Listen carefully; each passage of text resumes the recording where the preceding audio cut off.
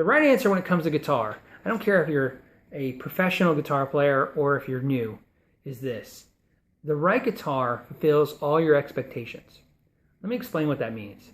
I have expectations on my guitars, okay? That's all. And if once a guitar fulfills the expectations, it's a very simple purchase to make. And here's why. Let me give you an example of this guitar. This Gretsch, which is why I'm using this guitar for the video,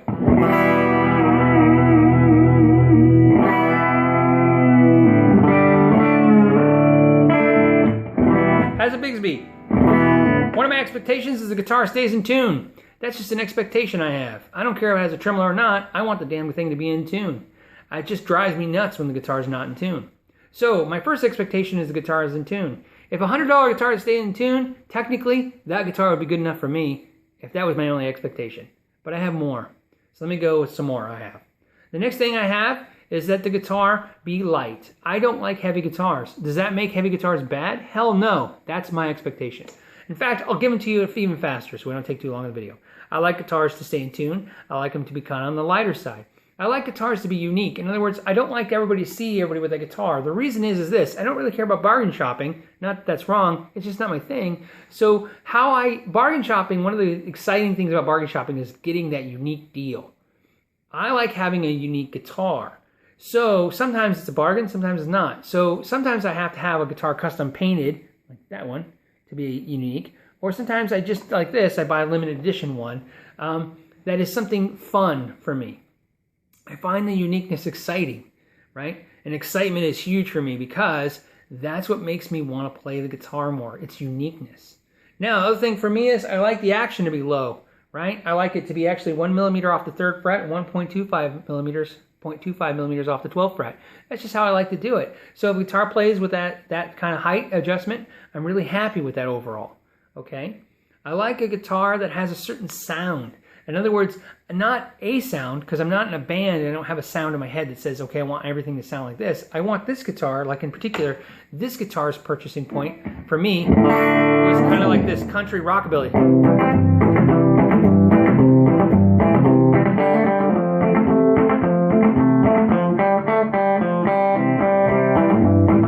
You know why? Because when I want to play that style, I won't play the 80s shred guitar because it doesn't make sense, or the 7-string. I wanted a Strat because it's a bluesy sound. I want a PRS for its thickness. When I play distortion, I want heavier tones, right? I have a Gibson because I like Slash, and I want to play a Slash song from time to time. Those guitars, that believe it or not, that was one of the criteria for those guitars. The expectation is that the guitar would feel or emulate the sound that I wanted. So here's the deal. Some people have these expectations, and they keep going. They keep stacking them up.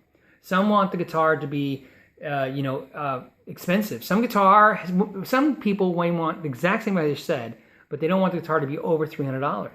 If I told you that my expectation of a guitar was that it stays in tune, it sounds fantastic, it plays great, it looks cool as hell, and it's under $300, it makes it a hard thing to find. But when I find it, it doesn't make it a bad guitar. It makes it a great guitar. In fact, it makes it the perfect guitar.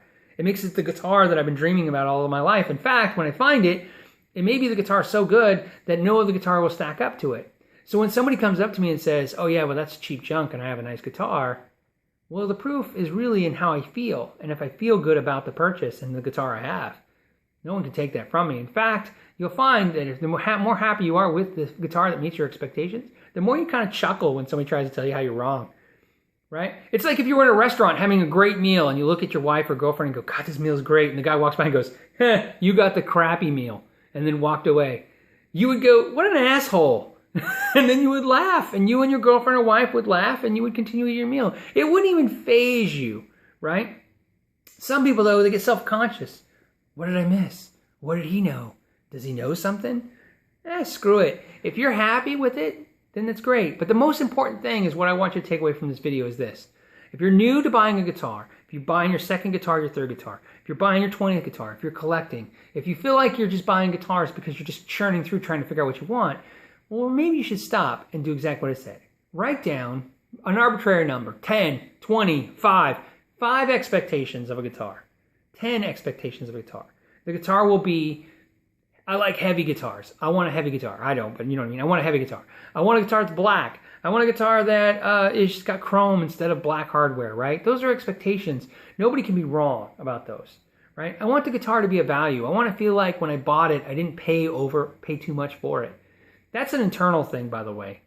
No one can argue that. You know, guys will try to tell you that guitars are overpriced all the time. Here's the deal. If you had $1 trillion, I'm not even gonna say a million. If you had $1 trillion, would you care that a Gibson was $6,000? It would be like a joke. You wouldn't even care. You just buy it. And if somebody told you they paid too much, you wouldn't care. Now, I'm not saying you shouldn't care about money. I'm just saying it's just how it is. To some people, a guitar is a much bigger expense. It is. I feel that way. You know, I have a threshold. I can tell you right now. There's a price point on guitars that I have my body aches when I hit that level of money, and it's tough, right? You know, because it's not even if I can afford it or not. It's just I just don't feel like things should cost that much for me. But arguably, it's a dumb thing for me to say to somebody else that's silly for them to buy it because here's what I've learned: if you say that you will never spend over $1,000 for a guitar, but own four $400 guitars, well, then you really can't argue with somebody who, you know, right? You see what I'm saying? It's your opinion. You're not wrong. But again, it's your opinion you're trying to force on somebody else. It doesn't make any sense. So take away from this video what you want. Cheap guitar versus expensive guitar. What I'm trying to tell you is it doesn't matter. Brand doesn't matter. Doesn't matter. Because here's the deal. If you go from the adage that I'm saying, set your expectations and make that guitar accountable for your expectations.